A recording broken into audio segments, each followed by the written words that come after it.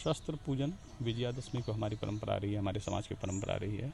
और शस्त्र पुलिस का बड़ा ही महत्वपूर्ण अंग है, हम लोग अपने शरीर का अंग मानते हैं इसे। तो भविष्य में समाज की सुरक्षा के लिए, जन कल्याण के लिए जब भी आवश्यक हो, अत्यावश्यक होने पर इसका हम लोग सही उपयोग कर पाएँ, इसकी कामना की गई और ये पूजन किया गया।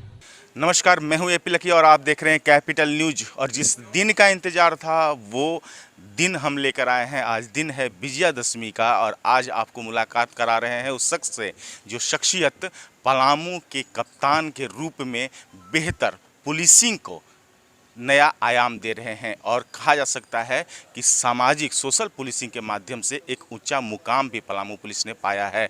मैं बात कर रहा हूं पलामू एसपी श्री चंदन सिन्हा सर से। सर, सबसे पहले तो विजयादशमी की ढेरों शुभकामनाएं। आपको भी और पलामू की जनता को भी विजयादशमी की ढेर सारी शुभकामनाएं। सर, विजयादशमी का दिवस से एक दिन पहले बड़ी सफलता पलामू पुलिस ने पाई है। आपराधिक नाथ चेहरा राजू तिर्की को गिरफ्तार कर लिया गया है। ऐसे में पलामू पुलिस के प्रति पलामू वासियों का एक नज़रिया बदला है। किस रूप में देखते हैं कि कितना अथक परिश्रम के बाद ये नज़रिया बदल रहा है? कि ये खुशी की बात है कि अगर जनता का नज़रिया पुलिस के प्रति सकारात्मक हो, पुलिस के कार्य को लोग सराहें, तो पुलिस के लिए इससे बड़ी उपलब्धि कोई नहीं हो सकती है। आप सामान्यतः जानते हैं कि आम जनता पुलिस से सकुचाती है, घबराती भी है। उन्हें लगता है कि थाना बड़ा ही खतरनाक जगह है अगर यहाँ जा, लेकिन पुलिस की छवि ऐसी नहीं होनी चाहिए। पुलिस की छवि ऐसी होनी चाहिए कि हर आदमी जो अच्छा है, भला मानस है, वह थाना जाने में कोई हिचक न महसूस करे और हर अपराधी पुलिस को देख के खौफ खाए। तो लेकिन दुर्भाग्यवश कई बार ऐसी छवि नहीं बन पाती है। इसके लिए हम मानते हैं कि हमारे विभाग की ही जिम्मेवारी है कि वो इस तरह के अपने कार्यों से उदाहरण दें कि जनता को लगे कि पुलिस उनकी मित्र है। इसलिए अपराध नियंत्रण, नक्सलवाद का नियंत्रण, ये तो हमारा मुख्य प्रोफेशनल काम है और उसके लिए हम लोग प्रयासरत हैं। सफलताएं मिली है, पर भी बहुत सारी सफलताएं बाकी है। हमने कहा था कि एक अपराध मुक्त पलामू और दूसरा मैंने कहा था पॉलीथीन मुक्त पलामू, यह मेरा सपना है।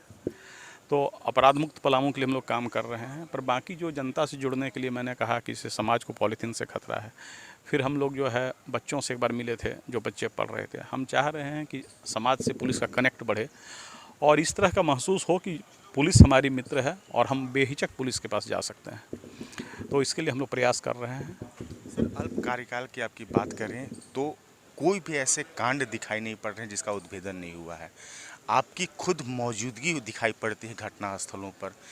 क्या लगता है कि पलामू में अपराध का जो तरीका है वो तरीका किस रूप में दिखाई पड़ता है और कैसे उसको बदला सकता है ताकि युवा एक मुख्य धारा से जुड़े रहें?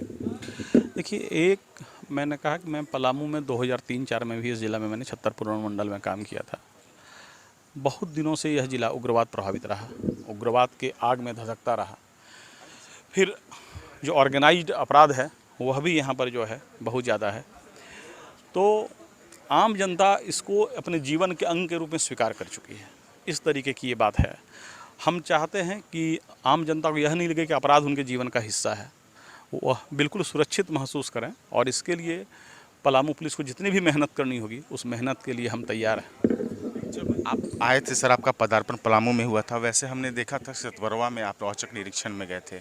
अब लगता है कि कहीं ना कहीं एक मजबूत संदेश गया और पुलिसिंग भी एक जिस सोशल पुलिसिंग की आप हमेशा काम करते हैं प्लास्टिक मुक्त अभियान से लेकर तमाम अभियानों में, तो वो कहीं ना कहीं थाना और थाना की व्यवस्थाएं बदल रही हैं।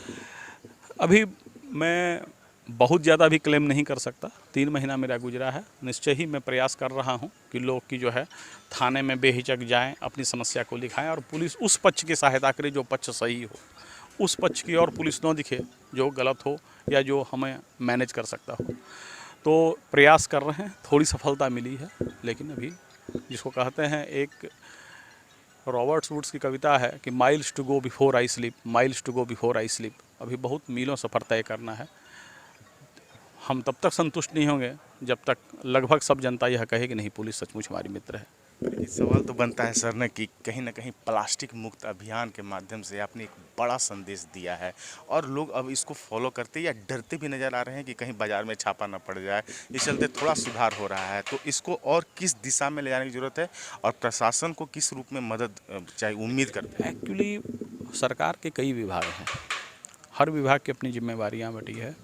पुलिस की जिम्मेवारियों में ये नहीं है, लेकिन ज़िले के पुलिस कप्तान होने के नाते हो सकता है आपका संदेश आसानी से फैलता है। इसलिए मैंने, चूँकि यह समाज के लिए बहुत बड़ा खतरा है, हमारे भावी संतति जो आएगी उसको प्लास्टिक किस तरह से परेशान करेगा यह हम कल्पना नहीं कर सकते हैं। तो समय रहते चेत जाएं। हमारी अपील है, हमारे पास मानव संख्या भी है। अगर मान लीजिए कोई हैंडबिल बांटना हो जागरूकता के लिए या कहीं कोई निगरानी करनी हो तो पुलिस से ज़्यादा आदमी किसी के पास नहीं है। मेरा अनुरोध रहेगा प्रशासन के अन्य सभी अंगों से, जैसे कि एसडीओ साहब हैं, म्यूनिसिपल कमिश्नर हैं, पूरे नगर निगम जो है, इन सब का काम है सफाई और ये अपने इस चीज़ को इन्फोर्स करना। तो अगर वो सब कोई साथ आएंगे तो हो सकता है कि हमारा अभियान और तेज़ी से चलेगा और हम प्रयास करेंगे कि पलामू पॉलीथीन अगर मुक्त न भी हो पाए तो कम से कम इतना इसका उपयोग कम हो जाए कि समाज भविष्य में अच्छे ढंग से जी पाए। सर, अंतिम, पलामू की जनता अंधविश्वास और कहीं ना कहीं छोटी मोटी घटनाओं, घरेलू हिंसा को लेकर के हमेशा से खबरें आम आती रहती हैं हम लोगों के बीच में। ऐसे में सर क्या संदेश देना चाहेंगे कि हाँ, किन चीज़ों को दूर रखें और बच्चों के सुधार के लिए अभिभावकों को क्या कदम उठाने चाहिए? दो डायमेंशन है पे क्वेश्चन के। पहला अंधविश्वास वाला, तो अंधविश्वास में देखिए, एक तो शिक्षा इसका साधन है। जब तक आदमी पढ़ेगा नहीं तो बहुत सारी चीज़ों से मुक्त नहीं हो पाता है, और उसको बढ़ाने के लिए एक जागरूकता का अभियान है। हम लोग आगे इस पर भी विचार कर रहे हैं कि लोग अंधविश्वास, डायन, ओझा इन सब में विश्वास न करें।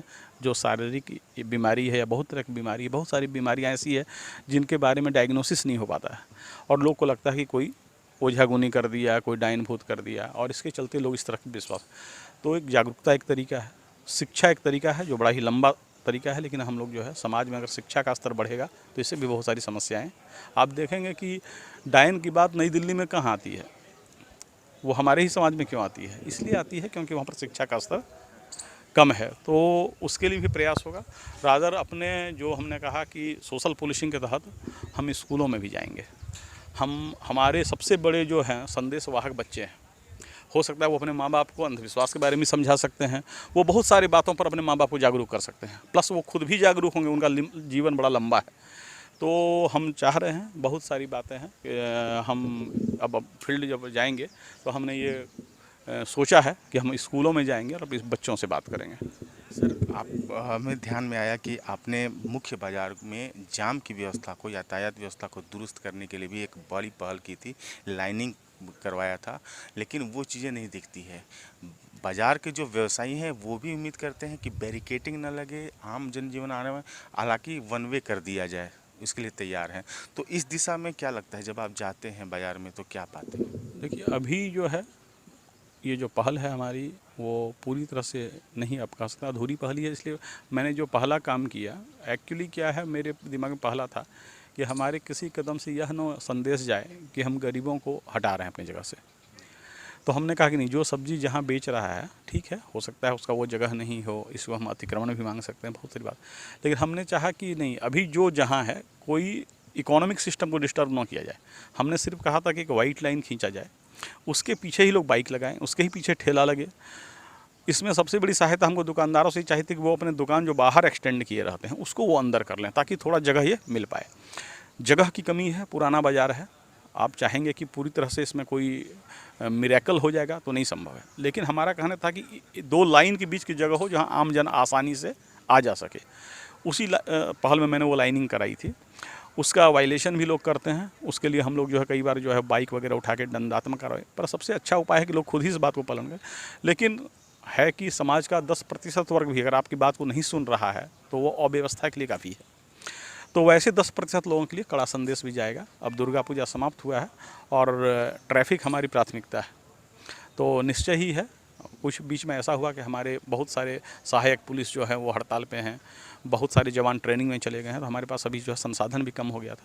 लेकिन दुर्गा पूजा के बाद से फिर से हम चाहेंगे, क्योंकि उससे सबको फ़ायदा है, और इससे अगर लोग आ जा सकें बिना किसी झिझक के, आपस में टकराएं नहीं, महिलाएं सुरक्षित महसूस करें, तो ट्रैफिक हमारी प्राथमिकता है। और हम कामना भी करते हैं कि भगवान हमको इतनी ताकत दें कि हम ट्रैफिक व्यवस्था को सुधार सकें।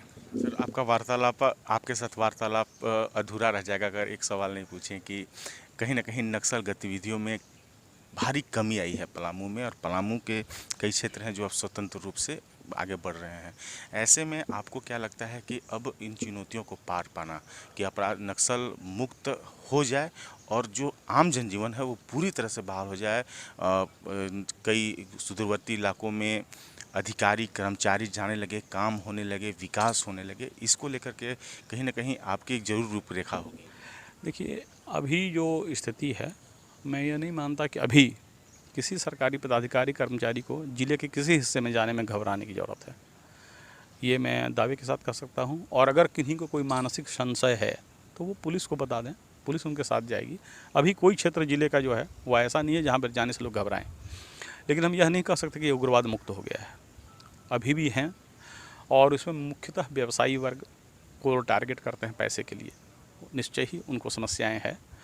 लेकिन हम लोग जो है दस्ते के नाम, क्योंकि होता कई बार हम लोग केवल दस्ता कमांडर को जानते हैं, दस्ते के बाकी लोगों को नहीं जानते हैं। वो लोग भी कोशिश करते हैं कि उनका नाम डिस्क्लोज नहीं हो, तो हम लोग जो है उसका लिस्ट बना रहे हैं, चिन्हित कर रहे हैं, उन्हें गिरफ्तार भी किया जाएगा। अगर वो लोगों ने राइफ़ल नहीं रखा तो फिर जो है वैसी भी कार्रवाई की जाएगी जो उनके लिए भारी पड़ सकती है। और हम लोग इसकी प्लानिंग कर रहे हैं, इंटेलिजेंस गैदर कर रहे हैं। निश्चय ही उग्रवाद मुक्त पलामू के लिए भी हम लोग बहुत आगे बढ़ेंगे, ऐसा मेरा विश्वास है। अंतिम रूप से आज विजयादशमी के दिन एक खास संदेश कैपिटल न्यूज़ के माध्यम से पलामू वासियों से मेरा ये आग्रह है कि वो पुलिस के आँख और कान के रूप में अपने आप को मानें, वह मैसेज दें समाज का कौन सा हिस्सा है जहाँ पर सुधार की ज़रूरत है। बहुत सारे ऑफेंसेस होते हैं छोटे छोटे, जुआ खेल रहा है कोई, कहीं ऐसी जगहों पर अड्डे पर शराब पी रहा है जिससे महिलाओं को आने जाने में परेशानी हो रही है। देखिए, जो लड़के आज यह कर रहे हैं वही कल क्रिमिनल बन जाएंगे, ये बात समझने की ज़रूरत है। हम लोग के यहाँ देखिए, एक पुलिसिंग की एक थ्योरी है broken window theory. Broken window में क्या है, अमेरिका के एक पुलिस अफसर ने यह देखा कि वो अपने बीट में जितने भी खिड़कियाँ थी, शीशे की खिड़कियाँ, बच्चे पत्थर मार के या कोई लड़के तोड़ देते थे।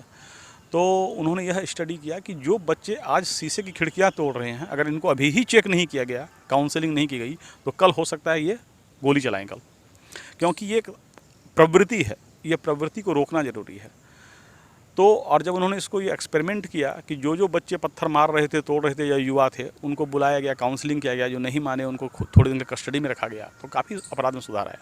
लाइकवाइज ब्रोकन विंडो थ्योरी क्या है कि समाज में जो हिस्सा अभी अपराध के उन्मुख हो रहा है, पूरी तरह से अपराधी नहीं बना है, इसकी जानकारी केवल मोहल्ले वालों को होती है, पुलिस को भी जानकारी नहीं होती है। पुलिस की जानकारी तब होती है वो कोई बड़ा क्राइम कर देता है। तो अगर आम जनता जानेगी कि हमारे मोहल्ले का ये लड़का गड़बड़ है, ये लड़का गलत दिशा में बढ़ रहा है, वो अपने स्तर पर काउंसलिंग करें, नहीं हो सकता है वो पुलिस को बताएं। जरूरी नहीं कि पुलिस सब पर डंडा ही चलाती है, पुलिस उसको समझाएगी कि इस रास्ते पर नहीं चलो। और बहुत लोग काउंसलिंग से भी आ जाएंगे, उन्हें पता नहीं है कि भाई बाद में इसकी क्या परिणति होती है। बहुत सारे आप सिंपल लीजिए, एक 21 साल का लड़का एक 17 साल की लड़की के साथ प्रेम संबंध बनाता है और लेके भाग जाता है। वह जानता है कि लड़की तो हमारी सहमति से साथ जा रही है, हमने कोई अपराध नहीं किया, पर उसको इस कानून की जानकारी नहीं कि 18 साल से नीचे की लड़की की सहमति की कोई कीमत नहीं है, और वह बच्चा अल्टीमेटली जेल चला जाता है, भविष्य में उसको नौकरी नहीं मिलती है, और जब वो पकड़ा जाता है तब जानता है अरे ये मैंने अपराध कर दिया है। तो बहुत सारी बातें हैं जो वो जानते नहीं हैं। तो काउंसलिंग बहुत इफेक्टिव चीज़ है, पर किसको काउंसिल किया जाए ये समाज ही बताएगा। अगर समाज हमें इसमें सहायता करेगा, हमें सूचना देगा, पॉजिटिव वे में पहल करेगा, तो हमारा मानना है कि समाज बिल्कुल अपराध मुक्त होगा। और इसलिए हम जनता से अपील करेंगे कि आप पुलिस को सही सूचना dीजिए, कोई व्यक्तिगत द्वेष से किसी के बारे में नहीं बताइए। सबकी सामूहिक जिम्मेवारी है कि पलामू अच्छा हो, सुंदर हो, सुसंस्कृत हो, और पुलिस इसमें हमेशा उनके साथ है। हम मानेंगे कि पुलिस इनके हर कदम में कदम मिला के साथ चलेगी। मेरी यही अपील है कि आप पुलिस की मदद कीजिए, पुलिस आपकी मदद करेगी। धन्यवाद सर। देखिए, स्पष्ट है कहीं ना कहीं पलामू पुलिस कप्तान चंदन सिन्हा ने यह स्पष्ट कर दिया कि आप आंख और कान हैं। समाज अगर चाहे तो पुलिसिंग के माध्यम से खुद को सुरक्षित कर सकता है, और इसके लिए कहीं जाने की जरूरत नहीं है। अपने मोहल्ले में झांक करके देखिए, इस बात से इनकार नहीं कर सकते हैं कि पलामू के युवा बहके हैं नशा की ओर, अपराध की ओर। वो लगातार कदम कैसे आखिरकार बड़े गिरोहों में इतनी संख्या में युवा शामिल होते हैं, वो हमारे और आपके घर के बच्चे हैं, उन्हें संभालना है, तो ये जिम्मेवारी है। और विजयादशमी के दिन कैपिटल न्यूज़ आपसे अपील करता है कि आप संकल्प लें कि हाँ, हम अपने परिवार को सुधारेंगे, समाज खुद ब खुद सुधरेगा। और इसके लिए पलामू पुलिस हर रूप में सेवा में तत्पर दिखाई पड़ रहा है। और कहीं ना कहीं सोशल पुलिसिंग का ये जो फंडा है, ये ढंग कहीं ना कहीं चंदन सिन्हा के नेतृत्व में एक नया आयाम लेकर आया है, जिसे ऊंचा मुकाम देना हमारा आप सबका कर्तव्य है। सहयोगी राजू सोनी एवं रविशंकर के साथ AP लकी, कैपिटल न्यूज, मेदिनी नगर।